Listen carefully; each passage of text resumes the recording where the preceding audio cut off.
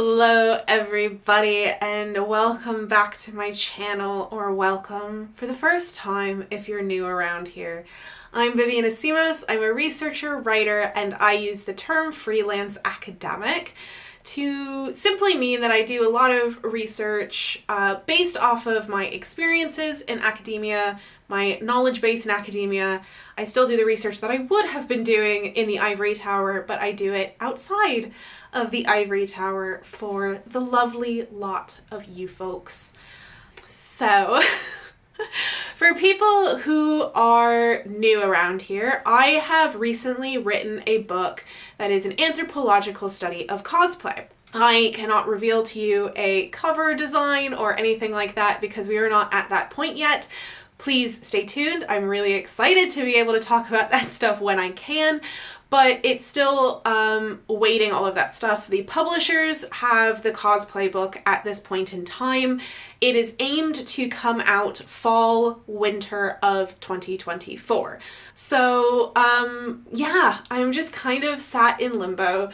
And because of that, I have decided that I am going to go ahead and get started working on the next big research project.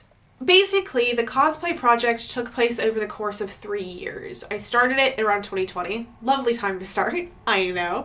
But I basically did a lot of reading research in the beginning bits of those 3 years. I did a little bit of kind of Zoom online interviews with some cosplayers. Then I spent some time being around cosplayers, shadowing cosplay photographers for a little bit of a day in order to see how they functioned, chatting with cosplayers, kind of seeing how that life is for them. Basically, when I say a long-term research project, that's what I mean. A lot of the times this is how anthropology ends up panning out. A lot of the things that anthropologists like to do is long-term studies. The idea initially was that you would go into a community that is not your own, you would live there, you would participate with them, you would do all the things that they do, and live with them for an extended period of time. It would probably be multiple years. And then that would give you the experience of being in those communities in order to then be able to write about them more effectively and knowledgeably. Now, obviously, I am not going out into a jungle and living with a strange group of people. I'm chatting to cosplayers, so I'm not really like living in those spaces in the sense that I am living in like a cosplay commune. Rather, what it is that I am shifting a lot of my focus to cosplay-centered life. So talking to people, but also going to cons, having Facebook groups and Reddit groups and Instagram accounts that are all focused on cosplay, so that way when I open up my phone, I'm seeing what a cosplayer might see when they open up their phone. Also seeing what people are saying on these forums or in these comment sections. What are they talking about? How are they engaging with one another?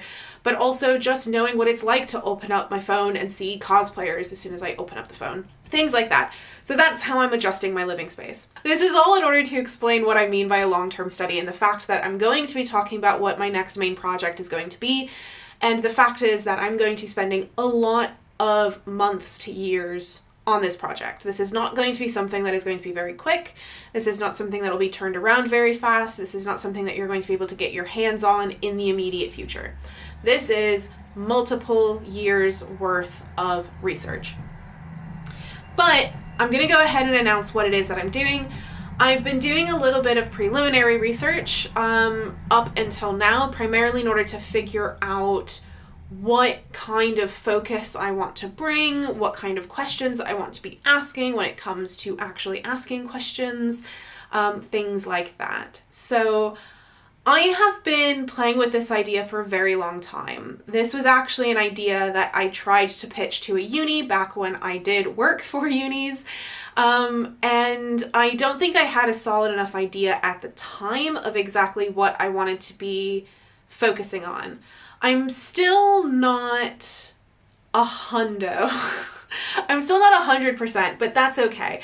The thing is that anyone who's done a long-form research project, like a PhD, a master's project, things like that, you'll know that often your topic will change as you start to actually focus on the endeavor in more than just the preliminary research stage, especially when it starts coming time to actually talk to people.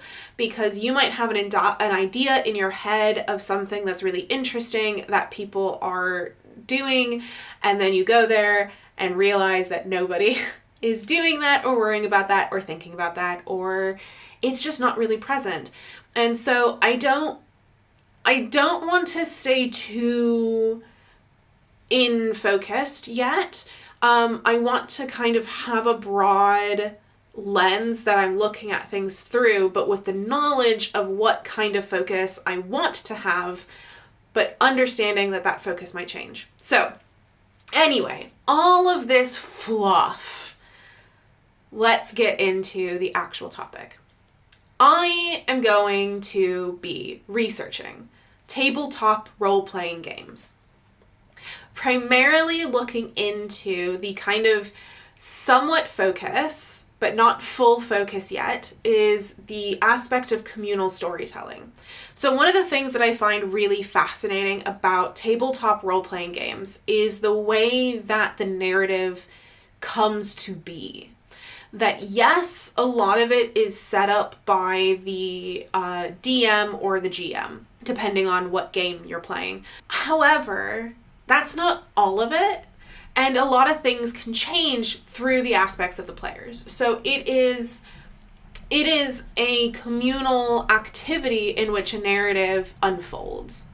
And this becomes even more complicated when you start bringing in actual play podcasts, which are where people play tabletop role-playing games and record their audio of it and then put it out as a podcast. Things like Critical Role, The Adventure Zone, Campaign Podcast. These are all podcasts that do this, as well as many, many, many, many others. And I think that this brings in a really interesting dynamic as well. So actual play podcasts are definitely going to be a topic. How prevalent of a topic? I don't know, because I honestly think that actual play podcasts could probably be its own topic entirely. Whether or not that ends up being what this is, or whether I put that on the back burner, or whether I think it is something that can have space at the same time. All of those things are yet to be decided, but I definitely want to start exploring actual play podcasts with these things in mind, while also exploring just people playing for fun, not recording themselves for other people's entertainment. What this means is that I have been doing a little bit of reading what exists currently in the sphere of academic work that has already been done on tabletop role-playing games. Yes, I am focusing on academic work rather than non-academic work, primarily because my initial instinct is always to see what has been done from the academic perspective, because that is the perspective that I am bringing. After I have solidified where the academic world stands in the moment, that's when I will start seeing what has been written outside of the academic sphere. I also haven't done any field work yet. I haven't done any interviews. I am planning on doing some preliminary interviews. I am probably going to be opening up for sign-ups for preliminary research interviews pretty soon. I'm planning on doing it in February. If all things go according to plan, I will be opening that up in February. So if that is something that you are interested in participating in, keep an eye out, and I will be posting on my socials when they are available. So you can follow me on Instagram. I'm at Vivian@Simos over on Instagram, which is where I will be probably announcing where it will go live. It might be live by the time this goes on.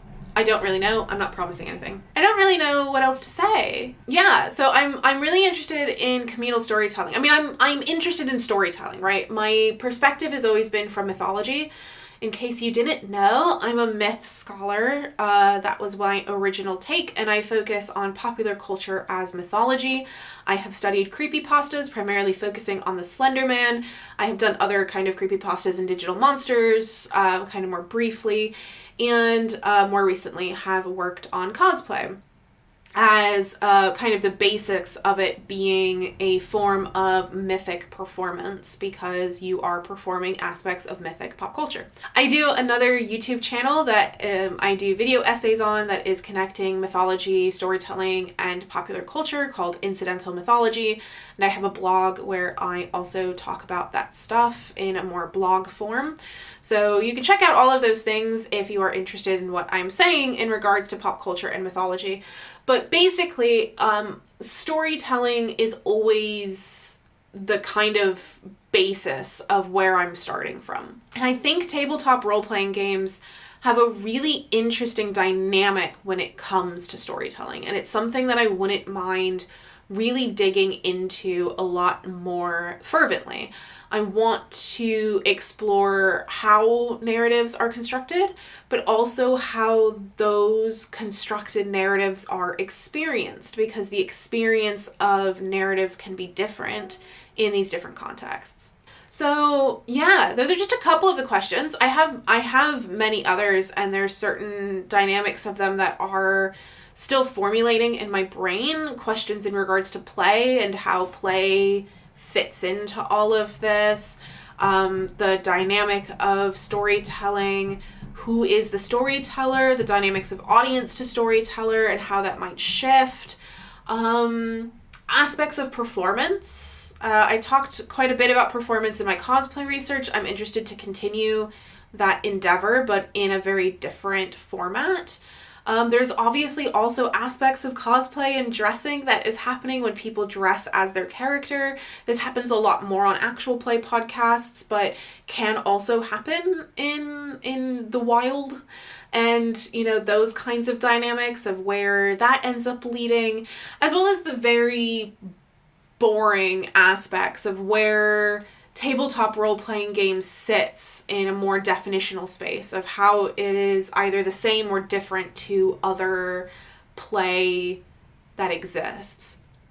I'm sorry, I don't really know what else to say because, again, everything is still kind of up in the air, but I wanted to announce it in order to be able to get people's opinions on it, to be able to start requesting for interviews, and I'm going to start talking a lot more openly about the research that I have done and where that is progressing as this begins to take shape over the next several years, while also keeping you in touch with the cosplay book as it comes to fruition. So yeah, I think that's it from me. I'm really looking forward to this. I'm really excited about it. The research that I've done so far has been super fun. I'm really looking forward to my participant observation in regards to tabletop role-playing games. Speaking of which, I need a group. I need a group to play with. So that'll be fun to try to hunt down. And yeah, I think that's it. So yeah, I'm looking forward to keeping you in the loop with it. I'm looking forward to doing more, and yeah, tabletop role-playing games and communal storytelling. That's what we're doing. That's what we're looking into. So yeah, I'm looking forward to it. I hope you are too. I'm really excited, and I can't wait to talk to you more about it. So that's it. Tabletop role-playing games, communal storytelling, next 3 years of our lives. Are you ready? Tell me your experiences with tabletop role-playing games in the comments below if you have any, or aspects of communal storytelling. And I'll see you next time. Bye!